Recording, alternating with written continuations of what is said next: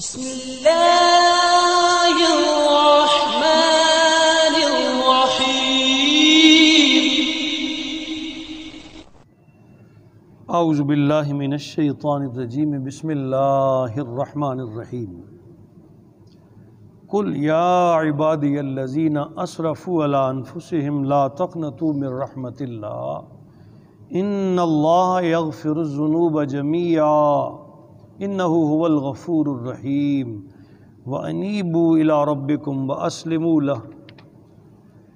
واسلموا له من قبل ان یأتیکم العذاب ثم لا تنصرون واتبعوا احسن ما انزل الیکم من ربکم من قبل ان یأتیکم العذاب بغتۃ وانتم لا تشعرون صدق اللہ مولانا العظیم۔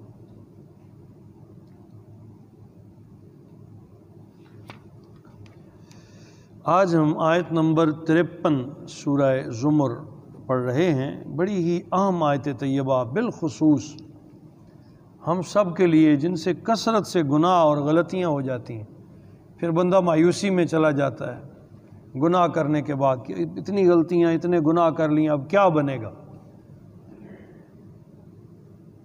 اس آیت طیبہ کا شان نزول حضرت سیدنا ابن عباس رضی اللہ تعالیٰ عنہ نے حضور نبی کریم صلی اللہ علیہ وسلم سے نقل فرمایا ہے۔ سیدنا ابن عباس فرماتے ہیں کہ چند مشرک جنہوں نے سابقہ زندگی میں بکثرت قتل کیے ہوئے تھے، زنا کیا ہوا تھا اور بہت ساری غلطیاں سرزد ہو چکی تھیں، حضور نبی کریم صلی اللہ تعالیٰ علیہ وسلم کی خدمت اقدس میں حاضر ہوئے اور عرض کرنے لگے کہ جناب جس چیز کی آپ دعوت دیتے ہیں یہ بہت اچھی ہے، جس چیز کی طرف آپ بلا رہے ہیں وہ واقعی حق ہے، لیکن ہم اس سے قبل اتنے گناہ کر چکے ہیں کہ اب ہمیں ڈر لگتا ہے کہ اگر ہم آپ کا کلمہ پڑھ بھی لیں تو پھر بھی ہم جہنم میں پھینک دیے جائیں گے ان غلطیوں کی وجہ سے۔ تو ہمارا کیا بنے گا؟ کیا ہمارے وہ غلطیاں، کیا ہمارے وہ گناہ، وہ قتل، وہ زنا، بدکاریاں معاف کر دی جائیں گی؟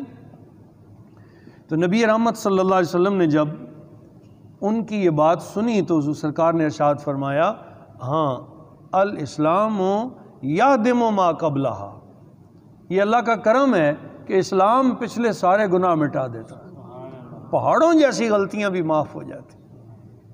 اس وقت یہ آیات طیبہ نازل ہوئیں، یہ تائید تھی رسول اللہ کے اس ارشاد گرامی کی کہ ہاں اسلام تمہارے سارے گناہ مٹا دے گا۔ تو اللہ کریم نے اس وقت جبریل امین کو بھیجا اور اپنے حبیب سے کہا، کل اے میرے حبیب ان سے فرمائیے، یا عبادی اے میرے بندو، الذین اسرفوا علی انفسہم، جنہوں نے اپنی جانوں پر بے پناہ ظلم کر لیے، بے پناہ غلطیاں۔ اب گناہ کو ظلم کہا کیونکہ وہ حد سے بڑے ہوئے تھے، قتل تھا، بدکاری تھی، نہ جانے کیا کیا تھا۔ تو فرمایا الذین اسرفوا علی انفسہم، جنہوں نے اپنی جانوں پر ظلم کر لیے ہیں۔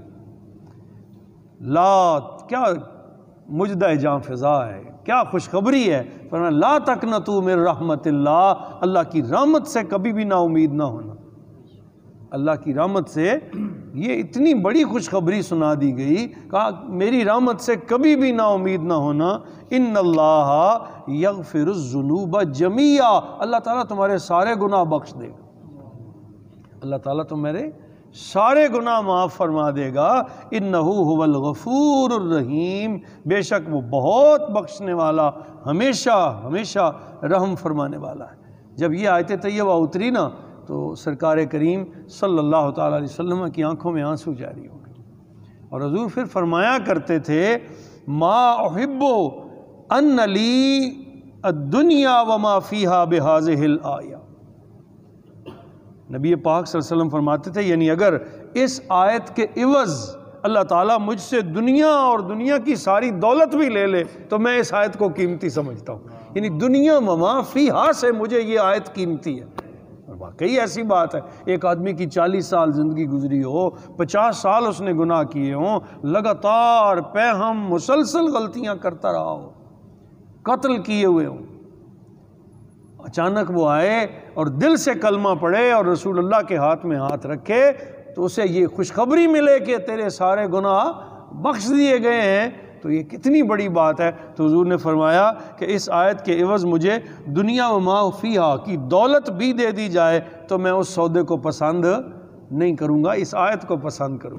یہ اللہ کی کتنی بڑی کرم نوازی، کتنی بڑی مہربانی ہے اپنے گناہ گار بندوں پر۔ اور محدثین کرام نے اور مفسرین کرام نے کہا ذرا اس آیت کا اسلوب تو دیکھیں، اللہ پاک خطاب کر رہے ہیں مجرموں کو، بات ہو رہی ہے مجرموں سے، جنہوں نے جرم کر لیے ہیں، جنہوں نے اللہ کی نافرمانی کی ہے، جنہوں نے ایک بات بھی نہیں مانی، بات تو ان سے ہو رہی ہے۔ چاہیے تو یہ تھا کہ کہا جاتا قل یا ایھا الظالمون، اے ظالموں، یا ایھا المجرمون، اے مجرموں۔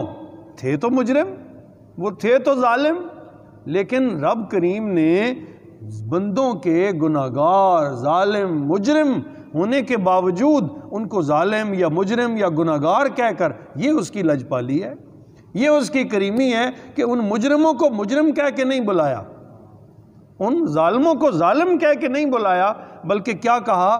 یا عبادی، اے میرے بندو۔ غلطیاں تم سے ہو گئی ہیں، بندے تو میرے ہی ہو نا، گناہ تم سے ہو گئے، بے شک تم نے بہت بڑے بڑے پاپ کر لیے، آج تمہیں سمجھ آ گئی ہے، تم پھر اپنے سچے رب کے دروازے پہ پلٹ کر آ گئے ہو، تو تمہارا رب تمہیں ان لفظوں سے تمہارا استقبال کرتا ہے، یا عبادی، اے میرے بندو، اے میرے بندو، اسرفوا علی انفسہم، ہاں تم وہ ہو جنہوں نے اپنی جانوں پر ظلم کر لی ہے، اب وہ شرمندہ ہیں، اب وہ چاہتے ہیں کہ ہمیں معافی مل جائے، تو لا تقنطوا من رحمت اللہ، جس در پہ آئے ہو اس دروازے سے کبھی نا امید نہ ہونا۔ یہاں دو باتیں بڑی ضروری کرنے والی ہیں، ایک تو یہ ہے کہ جب انسان پر نفسانی جذبات مشتعل ہو جائیں، وہ گناہ کر لے، غلطیاں کر لے، اور پہ ہم غلطیاں کرتا جائے، تو وہ اس ذہنی کیفیت میں نہ ہو، یا اس خیال سے غلطیاں نہ کر رہا ہو کہ نہیں جتنی بھی کر لی معافی تو مل ہی جانی ہے۔ ایک خیال یہ بھی ہے نا کہ ٹھیک ہے جی اللہ تعالیٰ نے فرما جو دیا ہے کہ اللہ سارے گناہ بخش دے گا، تو ٹھیک ہے پھر کر دے رہو۔ تو موت کا لمحہ تو کسی کو پتہ نہیں ہے نا، اگر ناپاک وجود کے ساتھ ہی موت آ گئی تو پھر کیا بنے گا؟ میری بات سمجھ رہے ہیں؟ اگر ان غلط کاریوں کے ساتھ، دکھوں کے ساتھ، ان بیماریوں کے ساتھ ہی موت آ گئی تو پھر کیا بنے گا؟ توبہ کا وقت ہی نہ ملا۔ یہ مطلب نہیں ہے کہ اللہ بخش دے گا جو دل ہے کر لو، نہیں۔ ایک طرف تو اللہ تعالیٰ نے قواعد و ضوابط دیے، قوانین دیے، کہا غلطی نہیں کرنی، گناہ نہیں کرنا، شراب نہیں پینا، بدکاری نہیں کرنی، نماز پڑھنی ہے، کسی حال میں اللہ کی نافرمانی نہیں کرنی۔ دوسری طرف یہ ریلیکس کیا کہ اگر بشری تقاضے سے تم سے کوئی غلطیاں ہو جائیں تو جب تم دل سے توبہ کرو گے میں معاف کر دوں، جب دل سے معافی مانگو گے تو میں، لیکن اس معافی کی امید پہ گناہ نہ کرنا، یہ بڑی سمجھنے والی بات ہے۔ اس امید پہ غلطیاں نہ جو ٹھیک ہے جی معافی تو مل ہی جانی ہے جی، میری بات تو بن ہی جانی، تو بندہ 50-60 سال لگاتار وہ مسلسل غلطیاں کر رہا ہے اس انتظار میں کہ چلو جب بوڑھا ہو جاؤں گا تو پھر توبہ کر لوں گا تو ساری معافی مل جائے گی، یہ بات نہیں ہے۔ اللہ کریم ایک طرف اپنا عدل بیان فرماتے ہیں، دوسری طرف اپنا فضل بیان فرماتے ہیں۔ کہا میں گرفت بھی کرنے والا ہوں، خبردار کوئی غلطی کرے، خبردار کوئی یہ میری حدیں ہیں ان کو نہ توڑنا۔ جگہ جگہ نہیں بیان ہوئے قرآن عظیم میں، اللہ نے اپنی حدود بیان کی ہیں، شراب، زنا، بدکاری، چغلی، فریب، دھوکہ، جھوٹ، یہ سب یہ حدود اللہ ہیں۔ اللہ نے حد قائم کر دی ہے کہ تم نے اس سے آگے نہیں جانا، یہ کام نہیں کرنے، اگر تم کرو گے تو تم خدا کی حدیں توڑو گے۔ اور حدیں توڑنے والوں کا پیچھے 2 رکوعوں میں ہم پڑھ کے آئے ہیں نا کہ کس کس طرح اللہ تعالیٰ ان کی گرفت فرمائے گا۔ یہ جو امر فرمایا لا تقنطوا من رحمت اللہ، اللہ کی رحمت سے نا امید نہ ہونا، کہ اگر تم نے گناہ کر ہی لیے ہیں، غلطیاں ہو گئی ہیں، تو اب اگر تم سچے دل سے توبہ کرتے ہو اور واقعی پلٹ کر مالک کی طرف آتے ہو، اللہ تمہیں مہربانی فرمائے، تم پر کرم کر دے اور تمہیں اپنی طرف متوجہ کر لے۔ یہ ہونا اس کے کرم سے ہی ہے، بندہ اپنی مرضی سے نہیں پلٹ سکتا، وہ تائید ہوتی ہے، اللہ کی طرف سے خاص مدد نازل ہوتی ہے تو بندہ پلٹتا ہے، اس لمحے کا ہر وقت دعا کرنی چاہیے، مولا مجھے وہ لمحہ عطا فرما، میں سچے دل سے تائب ہو جاؤں، میں تیرا بند، میرے لیے اپنے رستے کھول دے، مجھے استقامت فی العمل نصیب فرما۔ تو فرمایا جب بندہ پلٹتا ہے اور دل سے پلٹتا ہے تو اللہ یہ کرم فرماتے ہیں کہ اس کے پچھلے سارے گناہ بخش دیں گے۔ اور جب کوئی سچی توبہ کرتا ہے تو جتنا توبہ میں وزن ہوتا ہے، یعنی جس قدر شوق سے وہ توبہ کر رہا ہوتا ہے، رب کریم کرم فرماتے ہیں اولئک یبدل اللہ سیئاتہم حسنات۔ کبھی کبھی ایسا بھی فرماتے ہیں بندے کی توجہ دیکھ کے، اس کی لگن دیکھ کے، کہ اس کی گناہوں کو بھی نیکیوں میں لکھ دیتے ہیں۔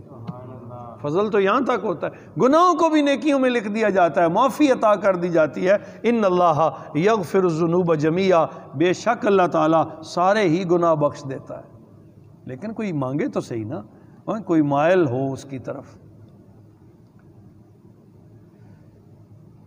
انہ هو الغفور الرحیم، بلا شبہ وہ بہت بخشنے والا، بڑا رحم فرمانے والا۔ اب آگے سنیے، وَأَنِيبُوا إِلَىٰ رَبِّكُمْ، سچے دل سے لوٹ آؤ اپنے رب کی طرف۔ کب معافی ملے گی؟ کب تمہارے گناہ بخشے جائیں گے؟ انیبوا الی ربکم، سچے دل سے توجہ کرو اس کی طرف، سچے دل سے اسے رب مان کے معافی مانگو، واسلموا لہ، اور اس کی بارگاہ میں اپنا سر جھکا دو۔ اب جو اس حال میں جھک جائے گا، کیا وہ پھر غلطی کرے گا؟ اب اس سے ہوگی تو ساون ہوگی، یعنی بھول کر کوئی غلطی ہوگی، جان بوجھ کے نہیں کرے گا۔ گناہ سخت وہی ہے جو جان بوجھ کے کیا جائے اور پھر اس پہ اصرار تکرار کرے، بندہ بار بار کرے، رکے نہیں پھر کرتا جائے۔ یہ جو گناہ ہے نا، یہ عمدن ہے، اور عمدن کیے ہوئے گناہوں کی معافی مشکل ہے۔ ایک بندہ سیدھی لائن پہ چل رہا ہے، وہ نمازی بھی ہے، وہ زکوٰۃ بھی دیتا ہے، اس بھلے والے اعمال بھی کرتا ہے، خلوص کی زندگی بھی بسر کر رہا ہے، اس سے غلطی ہو گئی، اللہ تعالیٰ ایسی ساری غلطیوں کو جو ہی وہ توبہ کرتا ہے تو معاف فرما دیتے ہیں۔ تو فرمایا انیبوا الی ربکم، سچے دل سے لوٹ آؤ اپنے رب کی طرف، واسلموا لہ، اور سر خم کر دو اس کے سامنے، جھک جاؤ اس کے سامنے، من قبل، اس وقت سے پہلے، اب سنیے، اس وقت سے پہلے، ان یاتیکم العذاب، کہ تم پر بھی آ جائے اس کا عذاب، ثم لا تنصرون، پھر تمہاری مدد نہیں کی جائے گی۔ خبردار، اس وقت سے پہلے توبہ کر لو کہ جب اللہ کی گرفت، اور وہ لمحہ کیا ہے؟ وہ موت کا لمحہ ہے، کہ جب دروازہ ہی توبہ کا بند ہو جائے۔ میرے آپ سب کے لیے اللہ تعالیٰ نے لمحہ موت تک توبہ کا دروازہ کھلا رکھا ہے۔ جب موت کا لمحہ آ جائے گا، اسرائیل صاحب سامنے نظر آئیں گے اور تیاری ہو جائے گی، اب توبہ کرے گا، اب قبول نہیں ہوگی۔ فرمایا اس وقت سے پہلے کہ تم پر عذاب آئے، اللہ کی گرفت آ جائے، اس کی پکڑ آ جائے، ثم لا تنصرون، پھر تمہاری مدد نہیں کی جائے گی۔ واتبعوا، اور پیروی کر لو، احسنا، اچھی طرح، ما انزل الیکم، اس کتاب کی جو تمہاری طرف نازل کی گئی ہے۔ جی پیچھے چلو اس قرآن کے جو تمہاری طرف نازل کیا گیا ہے، اچھی طرح، من ربکم، تمہارے رب کی طرف سے، من قبل، اس وقت سے پہلے، ان یاتیکم العذاب بغتۃ، کہ اچانک تم پر اللہ کی گرفت آ جائے، اچانک تم پر اللہ کا عذاب آ جائے، وانتم لا تشعرون، اور تمہیں خبر ہی کوئی نہ ہو۔ آج ہمارا حال تو یہ ہو گیا ہے، بس یہاں آج بات ختم کرتے، ہماری کیفیت تو یہ ہو گئی ہے نا کہ ہمیں خبر ہی نہیں ہے کہ ہم کیا کر رہے ہیں، کس طرف جا رہے ہیں، آگے گہرائی ہے، آگے بہت بڑا جو ایک عمیق کھڈا ہے جس میں جہنم کی آگ جل رہی ہے، اور ہم دوڑے ہوئے اس کی طرف سفر کر رہے ہیں، خبر ہی نہیں ہے کہ آگے اس میں گرنے والے ہیں۔ اتنے بے خبر، اتنے غافل اپنے انجام سے، اپنے اعمال سے، اتنے غافل ہیں کہ بالکل جہنم کے گڑھے کے قریب جا رہے ہیں۔ اللہ فرماتا ہے پلٹنا واپس، سر جھکانا اپنے رب کی بارگاہ میں اس وقت سے پہلے کہ تجھ پر عذاب آ جائے، قرآن پر عمل کر لے، اللہ کی اس کتاب کی بات مان لے اس وقت سے پہلے کہ تجھ پر اچانک اللہ کی گرفت آ جائے، عذاب آ جائے، وَأَنْتُمْ لَا تَشْعُرُونَ، اور تمہیں خبر ہی نہ ہو۔ تو کیا پیغام خوبصورت آج کی آیات طیبہ سے ملا کہ بندے کو ہر لمحے، ہر اپنی غلطیوں پہ تاسف کے ساتھ، شرمندگی کے ساتھ معافی مانگتے رہنا چاہیے، طلب کرتے رہنا چاہیے۔ جب بندہ اللہ کے حضور جھکتا رہتا ہے، معافی مانگتا رہتا ہے، ایک وقت ایسا آتا ہے کہ اللہ اسے غلطیوں سے آزاد فرما دیتے ہیں۔ پھر شیطان بھی اس کے قریب نہیں آتا، کیونکہ اس نے کہا تھا مولا سب کو گمراہ کروں گا لیکن تیرے بندوں کو نہیں۔ تو بھائی آؤ نا اس کے بندے بن جاؤ، جب تم اس کے بندے بن جاؤ گے پھر شیطان بھی تمہیں تنگ نہیں کرے گا۔ اللہ پاک ہم سب کو سمجھ نصیب فرمائے، ہمیں اپنے رب کا سچا مخلص بندہ بنا دے، اور رسول اللہ صلی اللہ تعالیٰ علیہ وسلم کی اتباع اور قرآن عظیم کی پیروی نصیب فرمائے۔ وما علینا الا البلاغ المبین۔